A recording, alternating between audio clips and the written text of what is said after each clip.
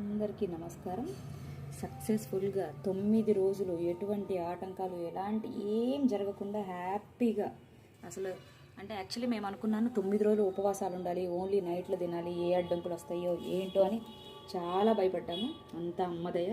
ప్రశాంతంగా ఎంత ప్రశాంతంగా చేయించుకుందంటే అమ్మ ఏ రోజుకి ఆ రోజు ప్రతి ఒక్క డైలీ ఒక ప్రసాదాలతో డైలీ ఒక ముత్తైదువుతో నాకు ఈరోజు నేను అమ్మవారికి చీర పెట్టుకున్నాను అనమాట. ఈ చీర నాకే అనమాట. ఇన్ని రోజులు 8 మందికి ఇచ్చాను కదా, నేను 9వ దాన్ని నాకే అనమాట.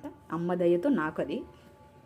చూడండి, ధూపం వేసేసరికి అమ్మ ధూపంలో నుంచి ఎట్లా చూస్తుందో చూడండి, అంత అమ్మదయ. ఈరోజు పులిహోర చేశాను ప్రసాదం, వడపప్పు, పానకం కామను. అదనమాట సంగతి. మొత్తానికి సక్సెస్ఫుల్గా నవరాత్రులు 9 రాత్రులు ప్రశాంతంగా, ఎంత ప్రశాంతంగా, ఇంత హ్యాపీగా, ఇంత ఇదిగా జరుగుతాయో నేను అసలు ఎక్స్పెక్ట్ చేయలేదు. Thank you so much Varahi Devi. Last year కూడా నేను చేసుకున్నా. లాస్ట్ ఇయర్ నేను చేసుకున్న తర్వాత నాకు చాలా చాలా చాలా చాలా బాగా జరిగింది.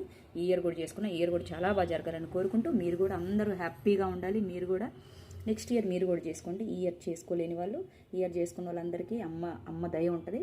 అమ్మ దయ ఉంటే అన్నీ ఉన్నట్టే. Thank you so much. Please do subscribe for more videos. Thank you.